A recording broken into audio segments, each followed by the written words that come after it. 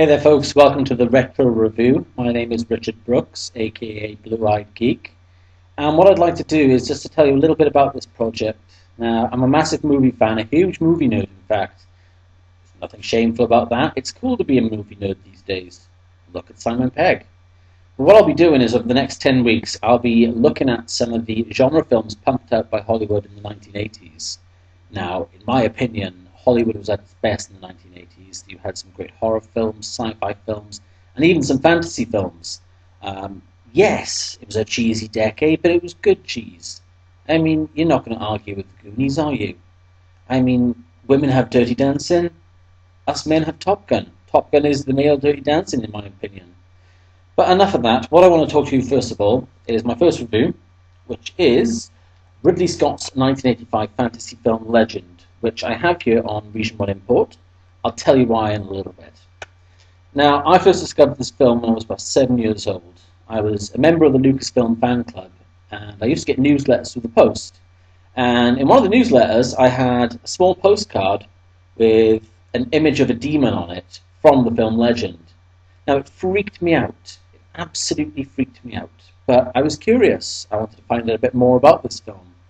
And looking through my father's sci-fi and modelling magazines, I learned that it was going to be out in cinemas at Christmas time. I begged my parents to take me to see it.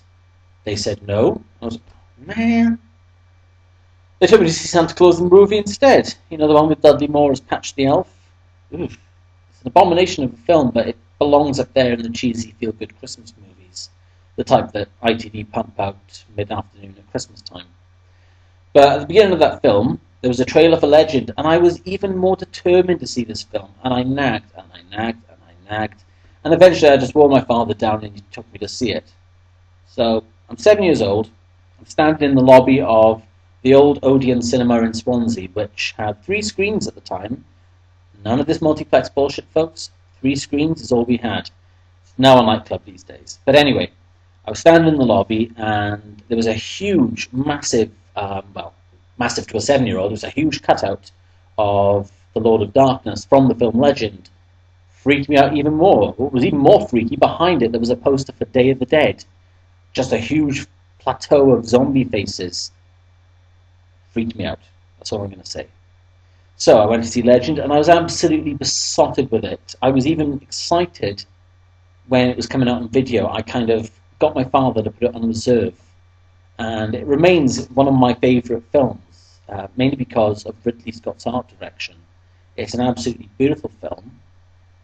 And if you haven't seen it, Google it, Amazon it, you won't be disappointed.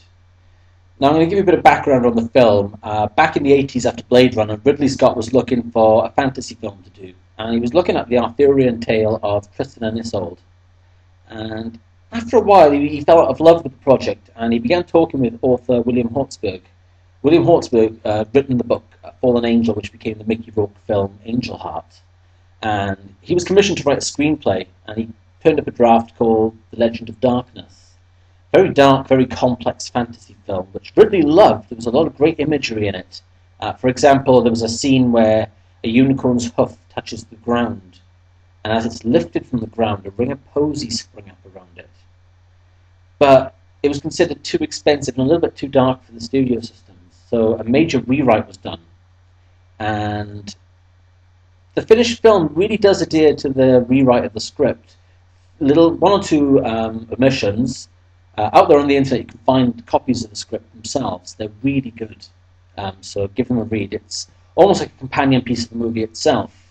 It was filmed in Britain at Pinewood Studios on the 007 stages, which were built specifically by Cubby Broccoli for the submarine pen sequences in Spy Who Loved Me. It was also used by David Fincher in Alien 3. It was used for the furnace room set of the prison planet on Alien 3. If you buy the Alien 3 DVD or Blu-rays, look for the time-lapse sequence where they build the set. It really is impressive. And it does show you the massive scale of the 007 sound stages at Pinewood. Where am I going with all this? Well, the 007 stages unfortunately burnt down during the production of Legend.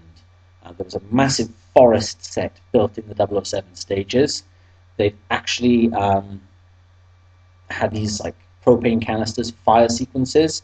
The gas had built up. Um, all it needed was a spark from one of the lights, and poof, the entire set went up in flames and burnt the studio down. Unfortunately, that day they'd lined up a shot, a great tracking shot, where they would pan through this mystical forest. And on the Legend DVD itself, there is a test shot for this, and it looked absolutely stunning. A pure Ridley Scott moment. Now, the makeup effects were done by Rob Bottin, who did the makeup for RoboCop, Total Recall, The Howling, and The Thing. His speciality was gooey makeup, and his effects in this film are absolutely outstanding. From Alice Playton's Blix Goblin character to Robert Picardo's Meg Mucklebone's Swamp Witch character, and arguably one of the greatest makeup jobs was on actor Tim Curry playing the Lord of Darkness. Again, Google it. It's a great image. It personifies the devil in this good versus evil tale. Now, the makeup effects that year were nominated for an Academy Award, but unfortunately, it lost out to The Fly. I don't think there are any arguments there. As we all know, the makeup for The Fly was brilliant. What was the other one? I think it was Clan of the Cave Bear with Daryl Hannah was the other one. I haven't seen it, but apparently it was up for nomination for an award. But it is a shame that Bottin wasn't recognised for the makeup, because I think he remains one of the great legends of special effects makeup. Now, Legend also has a great cast. 4 main great cast members. One is Tim Curry, who plays the Lord of Darkness. He was Frankenfurter in the Rocky Horror Picture Show. There's also a young Tom Cruise, a year before he did Top Gun and The Colour of Money. Also Mia Sara, who unfortunately went on in her career to play the villain Harley Quinn in the very bad Birds of Prey TV show, which was adapted from the DC comic. There's also, I can't remember his name. Nope, can't remember his name. Let me have a look at the credits a second. Still can't remember his name. David Bennett, that's it, David Bennett. He was in The Tin Drum, a Swedish film, and he played one of the elf characters. Gump, that was it, Anithon Gump. He was king of the elves. Now, the story centers around your classic good versus evil struggle. You've got the Lord of Darkness, who wants darkness to reign in the land, so he sends out his goblins to kill 2 unicorns who represent all that's good in the world. Unfortunately, things don't go to plan, because the day they go to kill the unicorns is the day that Tom Cruise's character, Jack, who's sort of a woodland hero, takes his beloved Princess Lily, played by Mira Sara, to go and see the unicorns. And they kind of interrupt the plans for the death of the unicorns.